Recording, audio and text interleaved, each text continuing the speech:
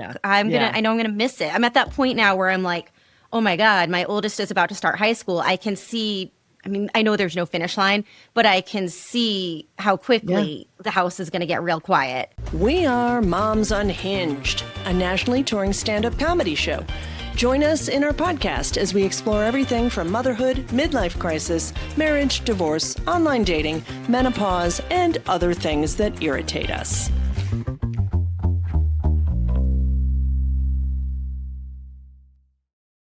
Everyone, and welcome to Moms Unhinged, the podcast. I'm your host, Andrea Marie, and today I am joined by the amazing Pam Moore.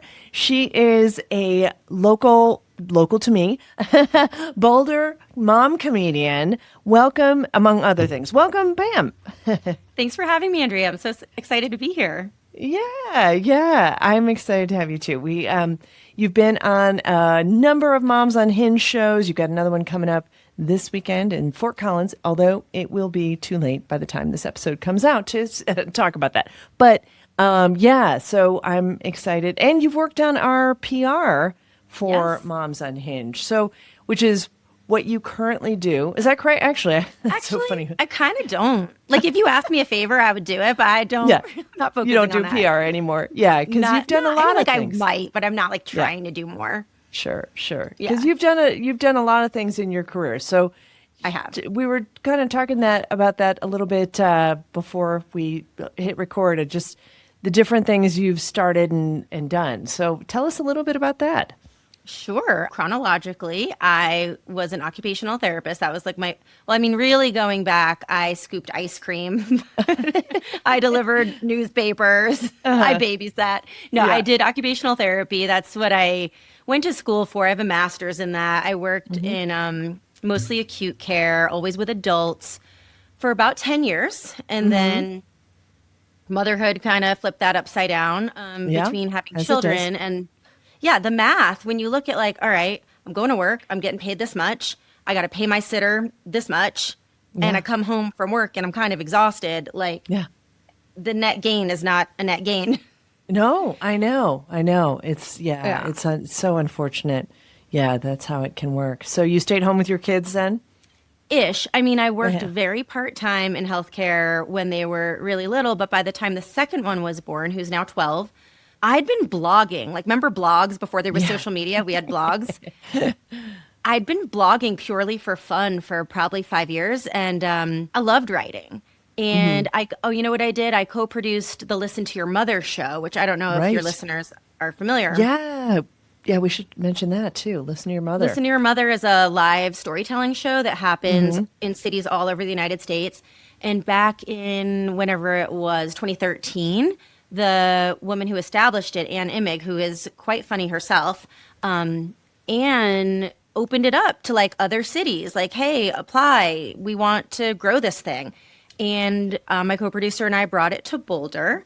And that was a huge experience for me because it was like a leadership opportunity. It was an opportunity to get on stage, which I've always loved. I used to do theater when I was younger. And then to identify as a writer. There were a lot of opportunities to network in that space with writers. And I realized, oh, this is like a thing I could be.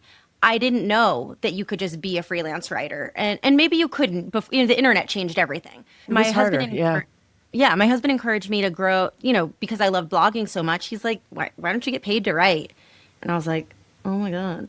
So I did. I was doing a lot of health and fitness writing. I was writing for like the Washington Post, Runner's World, a lot of different, my like dream publications. Yeah. And then I sort of got bored of that. And because writing was great, because it's like something you can do from home. Anytime. Yeah. I still write for some colleges and brands. I don't like hate writing. I just felt like this isn't it for me. I just know this is like a stepping stone to something else. I got certified as an intuitive eating counselor somewhere along the way, tried to grow that business, had like, I had a trickle of clients. It wasn't, it felt like banging my head against a wall to try to get anything to happen with that. And that as when I was really going hard on trying to market that is when I got into stand-up comedy.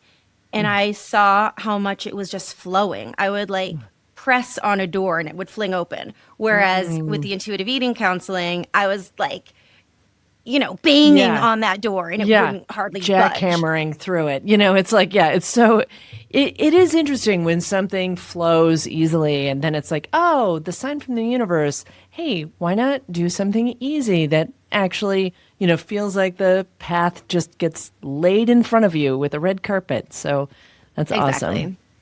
That's and awesome. actually you were a pivotal part of me feeling like, hey, this could really be something, because I was so lucky to have gotten introduced to you right after my first stand-up show, and you were so welcoming. Like, I've only been doing comedy for like 2.5 years, but looking back, I'm like, wow, you really took a risk on a brand new comic to put me on your Moms Unhinged stages, which are the best stages ever.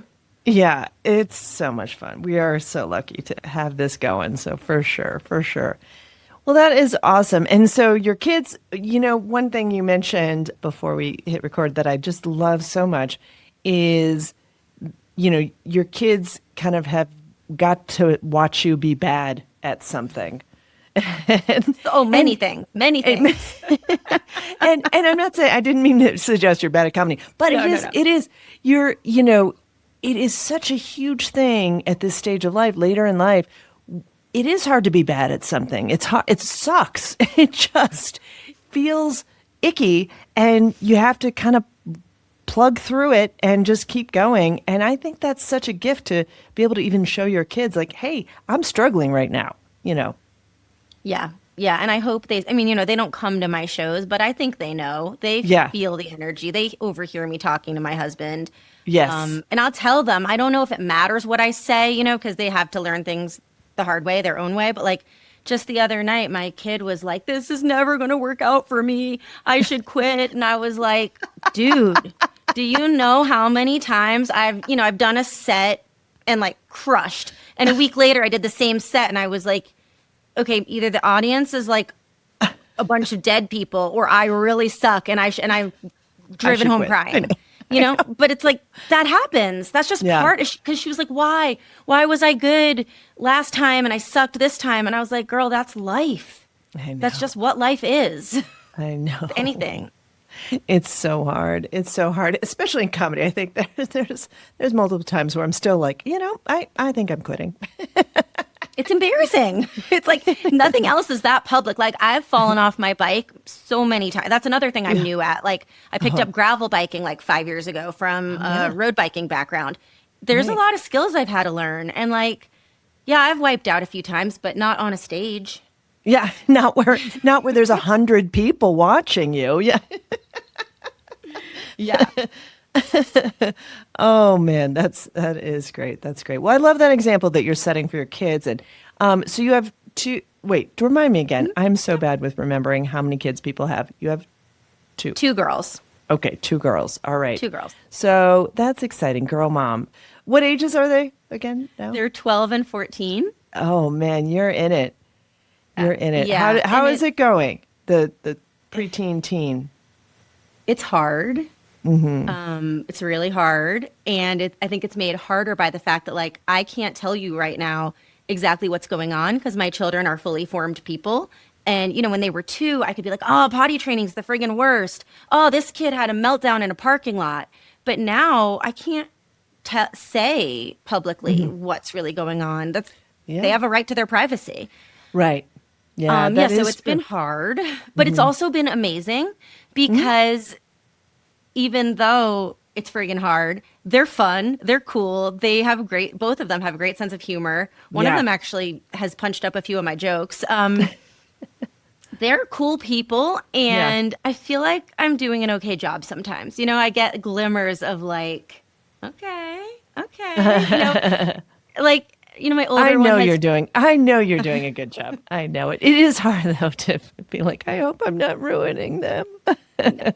Yeah, I have those moments. But like my older kid and I went on a trip, just the 2 of us. We stayed overnight in Winter Park this fall, and like it was fun. We just got takeout and watched a movie and went to a hot spring, and like it was fun. And I'm enjoying, like, even though driving them around is a pain in the ass, I like it. We talk. Yeah. I know I'm gonna miss it. I'm at that point now where I'm like, oh my God, my oldest is about to start high school. I can see, I mean, I know there's no finish line, but I can see how quickly the house is going to get real quiet.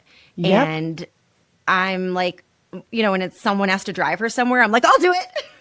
I know. I actually did feel that same way.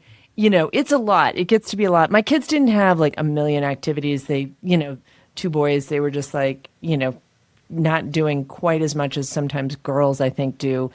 But I still really enjoyed driving them. As soon as they were on their own, I was like, I don't know what's going on. Like you would get to hear more about their day because they were a captive audience. And, I think sometimes they feel more comfortable sharing when you're both looking straight ahead. Absolutely. Absolutely. There's something about not being face to face that just makes it easier. Yeah. Yeah, exactly. I want to get into when they were born. We were also talking about this, and you've been very public about sharing your struggles with getting Bell's palsy right after. Was it your oldest that was born? It was my youngest. Oh, it was your youngest. Okay. Yeah. Walk us through what happened there and tell us, kind of what you were dealing with. Okay, so I had a toddler and a newborn. My little one was 10 days old, and it was just like a normal day, as normal as life can be when you have a 10-day-old newborn. And she was a fussy one, like real fussy. My breasts were not cooperating. Like breastfeeding was like a walk in the park with the first one. This was interesting. I had it in my head that the first one was like life was going to be horrible. Like I'd read a lot of mom blogs, the honest ones. So I was gearing up for like, do I even want to do this? And then I was pleasantly surprised. And with my second, everyone says, oh, two isn't that much different than having one. Like once you already have one, it's no big deal. And I just expected things to go roughly the same way. And they did not. Like my breasts were like out of control with the breastfeeding. The kid was always crying. It was only 10 days in and I was just like dying. And I was just like brushing my teeth and all of a sudden I'm like, my face isn't really functioning. The right-hand side of my face was drooping and wouldn't move like I'd like had a stroke or like when you go to the dentist and they numb you up. And I could feel, sensation was fine, but I was like, I can't really spit out the toothpaste fully. And I was like, well, let's see what happens. And I go to it wasn't this mug. It was a similar mug. I go to drink my coffee and it's like, I can't really form a seal with my mouth. Like what's going on? But I kind of knew it was Bell's palsy. Having worked in healthcare, I had a feeling. I'd seen it many times. Elderly folks will come in the hospital just to rule it out, make sure it's not a stroke. So but for listeners that don't know, it's when half of your face gets paralyzed spontaneously. No one is quite sure why it happens. I went to the doctor, got the diagnosis. They were like, usually you'd get a course of steroids, but it's not recommended if you're breastfeeding. We don't know if that's safe for the baby. And it didn't really occur to me to do formula. I also didn't know how this was going to go. My friend had it. It was gone in a week or two. Statistically, like 90% of cases will resolve on their own very quickly. Yeah. So I think if I had known that this thing was going to be a whole thing, maybe I would have done the medication. But I didn't. I went to acupuncture. I did the breastfeeding, and I had an unusual case. And it was... I had facial paralysis that when it was like about to get totally better, about 6 months in, it got worse again. Oh, wow. And I tried everything, you name it, I tried it. Craniosacral, PT, acupuncture, random shit I found on the internet. It's just like anything I could do. And I was feeling kind of ashamed of myself for being so concerned because it was, for me, almost completely cosmetic. For other people, I was in a few like Facebook communities for people with Bell's palsy. Some people had tinnitus. They couldn't fully shut their eye. They were in pain. I didn't have any of that, but I was so self-conscious of my appearance. And then I felt guilty for that. I was like, I'm a terrible person. My children are maybe too young to have words for this, but they're going to feel like the darkness of my vain soul. Like I'm a terrible human. Oh, man. And my youngest on top of just dealing with the challenge of that it presents, that's really hard to be dealing with all of that. Yeah, and my little one did not sleep through the night one time until she was like 17 months old. So I was like seriously sleep deprived. And even as I'm saying it now, and I felt this way at the time too, I even feel a little bit guilty saying this because I know that, like, I'm so lucky. I had two healthy kids, even if the one was fussy and we later learned that she had food allergies and had to get that sorted out. But at the time I felt really bad too because I was like, what am I complaining about? Like, I have the luxury of being able to go to the acupuncture appointments, of being able to get a sitter so I can go to PT or go for a run or something. And there was a lot of crying. Yeah. Yeah, there's a lot of crying in motherhood in general, just newborn, your hormones are all over the place. You're not getting much sleep and then dealing with, a health challenge on top of all that. So, like, what are some of the challenges with living with Bell's palsy? I know I didn't realize there could be quite the spectrum that there could be, like how serious it could get, but what kinds of things did you have to adjust with dealing with that? That's a great question. Well, I had to be very mindful about pronouncing my name, which was funny because I'm making all of these phone calls to schedule appointments for myself. The letter P is hard to say when you can't fully use half your mouth. More is easy. Pam is hard. Yeah. Yeah, it probably is even hard to spell out if you can't say P, Totally. So that was rough. Different. What was weird was, like, once it got better and then worse again, it was like better for a month and then overnight it got way worse. Oh, wow. Because I developed a condition called synkinesis, which is when your nerve is regrowing, but it takes the wrong path. So your face is doing weird stuff it's not supposed to do. So, for example, like, every time I would blink, my mouth would, like, pull to the side, which it kind of still does, but it's gotten so much better. Or, like, at all times, I felt like there was, like, a rubber band around my eyeball.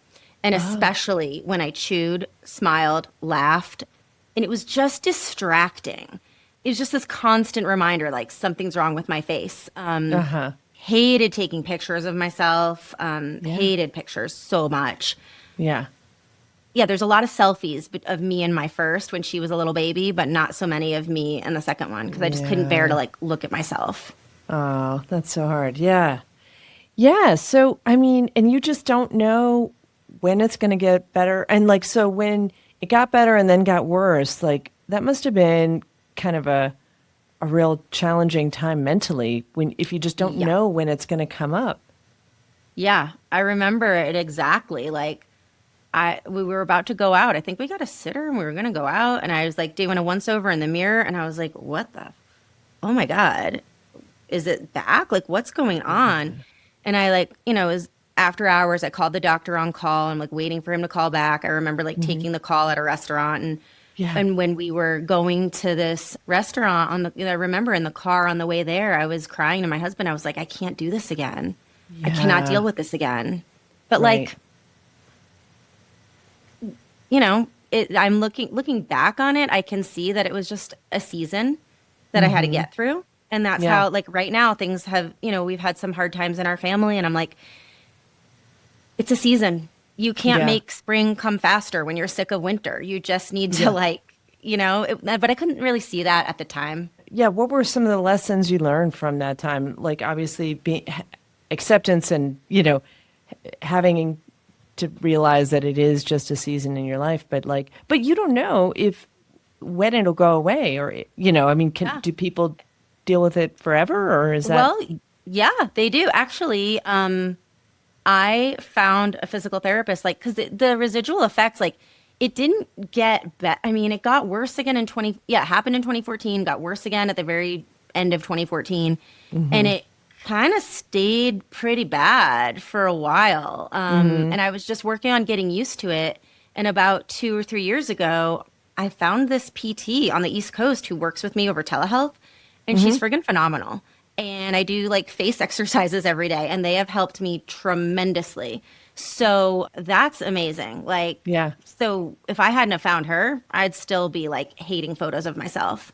Yeah, some people have surgery. There's different routes you can go for extreme cases. But I definitely feel like between Bell's palsy and also therapy, I have learned self-compassion. I think I used to be really hard on myself. And what I've also noticed as it pertains, to motherhood and Moms Unhinged is that when my kids present me with challenging behavior, which of course they do every day, the more I can accept that I am just who I am, I've noticed without even trying to, it kind of comes naturally that I have a lot more capacity for them. I can really just do a better job of accepting, okay, this one's having a meltdown. This one can't get their act together on time or whatever it may be. It's like, Yeah. accept it. It doesn't help Yeah. to be trying to like go against the current. Just accept. Yeah. Yeah. Raging against reality is just never going to go well. It's just like, It sounds so obvious when you say it like that. I've been reading Like, a it's lot of, I really have been reading a lot of books on stoicism, and it is very much like accepting it, to staying present in the moment. And I'm like, God, I wish I kind of had found that a little bit earlier when I was like trying to control everything.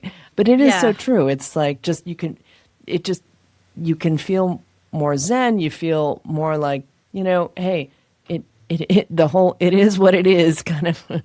I mean, we say that a lot, but do we really Yeah. mean it? Yeah, I don't know. And the thing I wish I had learned from all of this, I'm like, I wish I could sit here and tell you honestly, like, I learned that beauty is on the inside. I mean, like, of course it is. But also, I'm still seeing my PT every 3 weeks and I'm doing my stupid exercises like at red lights and like in front of the TV. Like, I want I to look normal. Yeah. Yeah. And it's so true. That's, I think, one of the hardest things around acceptance is we live in a society that's very beauty focused, very youth focused, very much about your appearance. And your appearance does change the way people react to you or connect to you or whatever it might be. So it's really hard when we're dealing with something that makes us feel bad about our appearance, or even like in your case, changes your appearance drastically. So that's a huge challenge. And that, I think, is probably one of a big lesson that's hard to learn, even as we're aging too. Well, Like that's the beauty is thing. on the inside. One cool thing is that I think I'm the only person I know that's roughly my age, like late 40s, who is not doing like, Botox and fill. Okay, I have gotten Botox like therapeutically, but it's worn off. I don't know any of my friends that are like, I feel like I look better as I get older because my face is getting better. Even though I'm aging, I'm like, I feel pretty damn good. That's good. So that's like an unexpected perk. Unexpected win. Oh my goodness. Yeah, definitely. Definitely. It's all being a woman in today's society, mom in today's society too, is definitely a challenge. So awesome. Well, thank you so much for sharing all that. I know that it's really important that's part of why I love comedy too, is just sharing things to make us all feel normal, to make us all, to relate to people who have either Bell's palsy themselves or some other health challenge. And I think we're just not always as honest about our real feelings about that. So I appreciate your honesty and being willing to share that journey with us and everything. So yeah. My pleasure. And I've talked about it on stage. Like I've been able to make it funny. And that has been ridiculously healing. I mean, to sometimes reflect and be like, oh my God, the thing that I thought was the absolute worst, which I still think it sucked, but to be able to metabolize that pain into something that can create joy and connection, that's really cool. Yeah, that is really cool. Really cool. So one of the things that I always ask our guests is, speaking of like normalizing things, I always ask for an unhinged moment or a story from, either with your kids or with your own mom about something that went wrong that was unhinged, so we can all feel a little bit better about ourselves. Okay, and just purely in service of making other people feel better about themselves. This was probably in the last 6 to 12 months. My then sixth grader, I'm trying to remember how this went down. She needed to get out the door. She's not great at time management. I feel like Yeah. I can say that because I'm not great at time management. I think that's one of the reasons it like frustrates me so much. So anyways, she's running super late. She's like, "Can you help me with my lunch?" Sure. She'd gotten it together, but it needed to like go in the bag. And she's in charge of her own lunch. I feel like that's a task a sixth grader can do. But as I'm putting the lunch into the bag, there was like a bunch of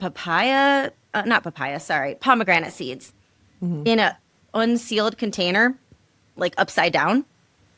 So they went everywhere. And as I was discovering pomegranate juice friggin' everywhere, I also noticed the lunch. The lunch was pomegranate seeds, 4 of those little Hawaiian pretzel bites, and like some pickles. And she comes down the stairs. I'm like, "What is this? This is a lunch for a toddler. This is not a lunch for an 11-year-old girl. Like, what are you doing?" And also, I want to state for the record, for months, I'd been, every time I go to the store, I'm like, "What would you like to put on the grocery list? I will buy you whatever you want to pack for your lunch. What would you like?" And I have bought the things. So I lost my can I say fuck on this podcast? Sure. I lost my fucking mind. I grabbed, I went into the freezer and I grabbed a bag of frozen tortellini and I said, "I bought you this." And I threw it on the ground. And then I got out the frozen dumplings and I was like, "And I got you this." And I threw that on the ground.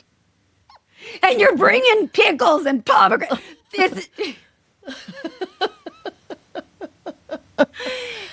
That was bad.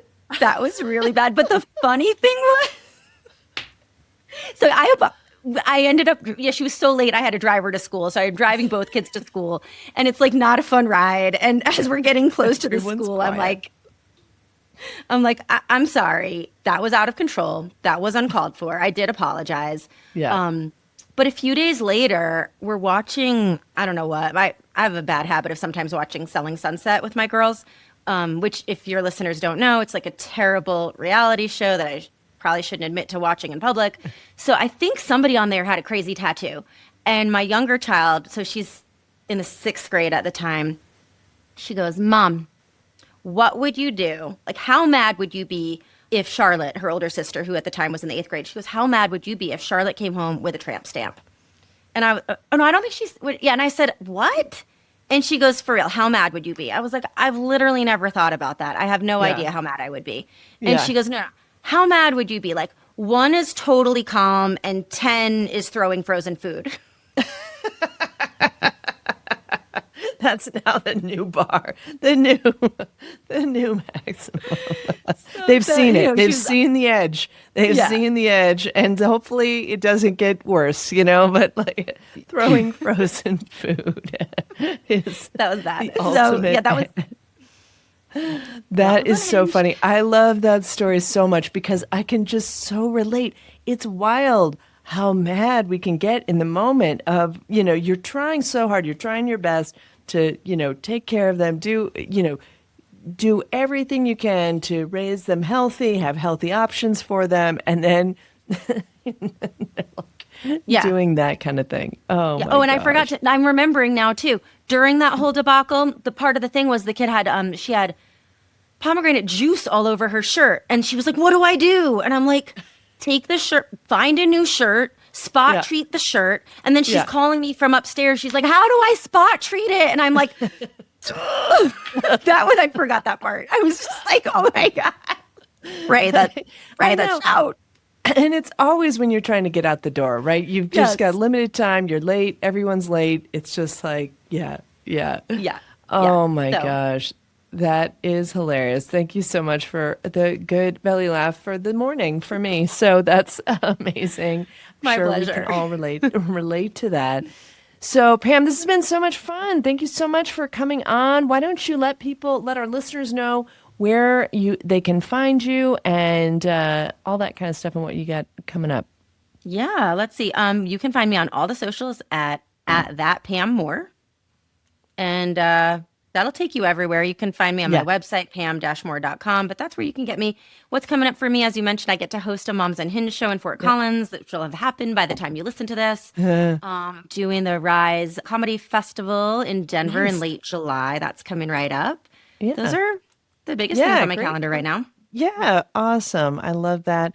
Well, thank you so much again. We'll have those links for everybody in the show notes. Thanks, Pam. Thank you. Thanks for listening, and make sure you subscribe, share, and follow us on the socials to get more comedy clips.